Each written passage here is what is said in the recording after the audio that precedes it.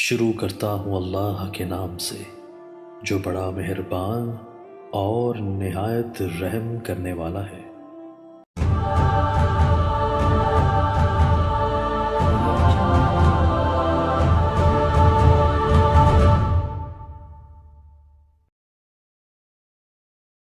گھر سے عمرے کی نیت کی تھی، بعد میں حیض کا پتہ نہیں کلک تھا، عمرہ دوسرے دن کیا، کوئی بات نہیں، احتیاط کر لی کہ بھی حیض نہ آ جائے۔ ایک 12 سال کا بچہ ہے جو کہنا نہیں مانتا، اللہ ہدایت دے۔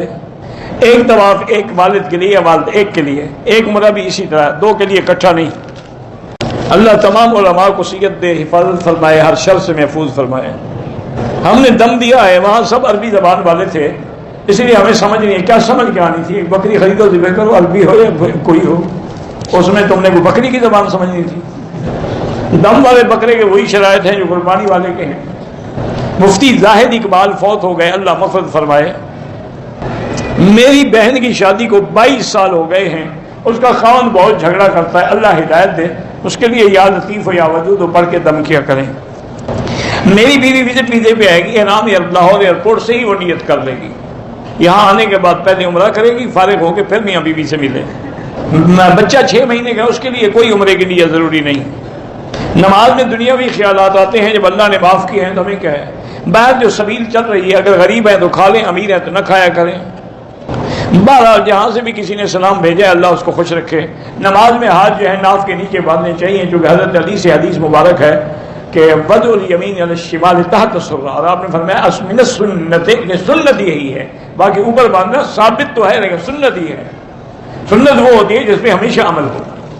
میری بھتیجی ام حبیبہ جو ہے، اللہ پاک اس کو اچھا بنائے، صالح بنائے۔ میرا بھائی جو مولانا، مجھے اندازہ ہے کہ انہوں نے ہلٹن ہوٹل میں ٹھہرے ہوئے، وہاں جا کے مل لیں۔ میری کمر میں درد ہے، فزیو تھراپی کرائیں۔ اردو زبان میں قرآن کا آسان ترجمہ جو ہے کراچی کے حضرت مولانا تقی عثمانی صاحب کا ہے۔ آج کل موبائلوں میں جو فحش قسم کی فلمیں اور فحش قسم کے فوٹو دکھائے جاتے ہیں، ہم بچوں کی حفاظت کیسے؟ ان کو موبائل ہی نہ دیں، نہ ہوگا نہ دیکھیں گے۔ 20 دن پہلے میرے شوہر کا ایکسیڈنٹ ہو گیا تھا، ڈاکٹر کہتے ہیں زندگی کی کوئی امید نہیں، وہ اب ٹھیک ہو گیا الحمدللہ، ٹانکے لگے تھے نکال دیے، بہرحال اللہ شفا عطا، الحمدللہ بچ گئے، تو اللہ آنکھیں بھی نور دے دیں گے انشاءاللہ۔ بچوں کو فرما بردار بنانے کے لیے 2 رکعت نماز پڑھ کے سورۃ اخلاص 100 دفعہ پڑھ کے دعا کیا کریں۔ شوہر سے بیوی اپنا خرچہ مانگ سکتی ہے، بالکل مانگ سکتی ہے، نفقہ اس کا حق ہے۔ شوہر کو کتنا خرچہ دینا چاہیے؟ ہر کسی کا بعض کا گزارا 1000 میں ہوتا ہے، بعض کا 10,000 میں بھی نہیں ہوتا، یہ تو اپنا اپنا سٹینڈرڈ کی بات ہے۔ مدینے کے میقات سے عمرے کی نیت کی، مکہ آئے، حیض آ گیا۔ بہرحال اب آپ انتظار کریں، جب تک پاک نہ ہوں عمرہ نہ کریں، آپ ملک نہیں جا سکتی، سیٹ ہوائی جہاز کے آگے کرا دیں۔ ایک لڑکا جس کی عمر 25 سال ہے، موٹر سائیکل کی وجہ سے کمر کے موہروں میں چوٹ لگی، اللہ شفائے کاملہ عطا فرمائے۔ عمرے والے ہیں یا کوئی مسافر ہے، جب امام کے پیچھے نماز پڑھیں گے تو پوری پڑھیں گے، اپنی پڑھیں گے تو قصر پڑھیں گے۔ دم تب واجب ہوتا ہے جب عمرے میں کوئی واجب چھوٹ جائے۔ دبئی سے احرام باندھا، شلوار نکالنا بھول گئے، ہوائی جہاز میں عمرے کی نیت کی، جب آئے تو شلوار اتر۔ بہرحال اگر اللہ نے پیسہ دیا ہو تو ایک دم دے دو، کیونکہ آپ نے سلا ہوا کپڑا پہنے رکھا۔ میں نے طائف سے عمرے کی نیت کی، احرام باندھا، طواف کیا، صفا نہیں کیا، سر مڈوا دیا، دم پڑ گئی۔ مسجد عائشہ گیا تھا، احرام نہیں باندھا، بغیر احرام کا آ گیا، کوئی حرج نہیں۔ میرا بیٹا نافرمان ہے، اللہ ہر مسلمان کے بچوں کو صالح بنائے، فرما بردار بنائے۔ میرے پاؤں میں درد ہے، میں بیٹھ کے نماز پڑھ سکتی ہوں، اگر کھڑی نہ ہو سکتی ہوں تو پڑھ سکتی ہیں بیٹھ کے۔ مزاروں پہ جانا تو منع نہیں ہے، جائز ہے، لیکن وہاں سجدہ نہ کریں، غلاف نہ چڑھائیں، منت نہ مانیں، نظر نہ مانیں، ان کو نہ پکاریں، جانا تو منع نہیں ہے۔ ہر طواف کے 2 رکعت واجب پڑھنے ہیں، نفلی ہو یا عمرے والا ہو۔ اگر کسی نے عصر کے بعد طواف کیا، مغرب کی اذان کے بعد 2 رکعت پڑھ لیے، ٹھیک ہے، کوئی بات نہیں، جائز ہے۔ اگر کسی کے لیے طواف تو اس کا نام لے کے کریں۔ قرآن پڑھتے ہوئے اگر سجدہ تلاوت آ جائے سجدہ کر لیں۔ سر کھول کے جو نماز پڑھتے ہیں وہ خلاف سنت ہے۔ میرے آقا نے ساری زندگی کبھی ننگے سر نماز نہیں پڑھی، ماں سوائے احرام میں۔ ظہر میں 4 رکعت سنت اگر چھوٹ جائے تو بعد میں پڑھیں نماز کے۔ داڑھی کو کالا رنگ نہ لگائیں، باقی جو مرضی ہے لگائیں۔ داڑھی کی شرعی مقدار 1 مشت کے برابر ہے۔ ایک آدمی بلوچستان سے عمرے کے لیے آئے ہیں، لیکن احرام جدے سے باندھا، دم پڑ گئی۔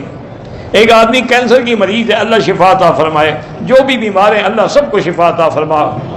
میرے والد نماز نہیں پڑھتے، اللہ ان کو نمازی بنا۔ میری بیوی کو اس نے گولی وغیرہ بھی کھائی ہوئی ہے لیکن چند قطرے نظر آتے ہیں، یہ دیکھو اس کے حیض کے دن ہیں یا نہیں ہیں۔ اگر حیض کے دن نہیں ہے تو پھر وہ گولی کھانے کی وجہ سے ہو رہا ہے، وہ نماز پڑھے سب کچھ کرے۔ میں نے دوسرا عمرہ کیا، عمرے کے بعد مشین سر پہ یا مشین سے کیا، بعد میں کہ بلیڈ پتہ نہیں کرنا، بہرحال اگر مشین سے بھی سر بال آئے ہیں تو ٹھیک ہو گیا۔ عورتوں کے بدن سے اگر لکوری آتا ہے وہ نماز پڑھ سکتی ہیں۔ میں عمرے کے لیے آیا، مسجد عائشہ بھی کیا، جیلانہ میں عمرہ نہیں کیا، کوئی حرج نہیں۔ گانا سننے سے وضو ٹوٹ جاتا ہے، وضو تو نہیں ٹوٹتا لیکن نہیں سننا چاہیے۔ ایک احرام سے دوسرا عمرہ کر سکتے ہیں، کر سکتے ہیں۔ جو یہاں ہوٹل ہے قریب میں، میرا بھائی پورا مکہ حرم ہے، کچا پیاز کھانے سے وضو تو نہیں ٹوٹتا لیکن منہ میں بدبو ہو تو حضور نے منع کیا مسجد میں آنے سے۔ ٹوپی کے بغیر بھی نماز ہو جاتی ہے لیکن یہ مسئلہ نہیں ہے کہ ہو تو پھینک دو۔ ہم اگر اللہ کے نبی کے نام سے ادب سے انگوٹھے چومتے ہیں، ادب نبی کا کرتے ہوئے انگوٹھے اپنے چومتے تو اپنا ادب کر رہے ہو نا، نبی کا ادب تو نہیں کر رہے۔ نبی کا ادب تو تب ہوتا کہ آپ درود پڑھتے۔ جبل علامت پہ نفل پڑھنا بدعت ہے۔ کارگو کے پیسے ہم کیوں دیں گے؟ جو زمزم لے جائے گا وہ لے گا، آپ نہ لے جاؤ بس۔ ہم قرآن کی آیات پڑھ کے کسی چیز پہ دم کرتے، ٹھیک ہے، سورۃ فاتحہ پڑھ کے دم کر دیا کرو ہر بیماری کے لیے۔ اللہ کے نام پہ خیرات ہوتی ہے، نبی کے نام پہ خیرات نہیں ہوتی۔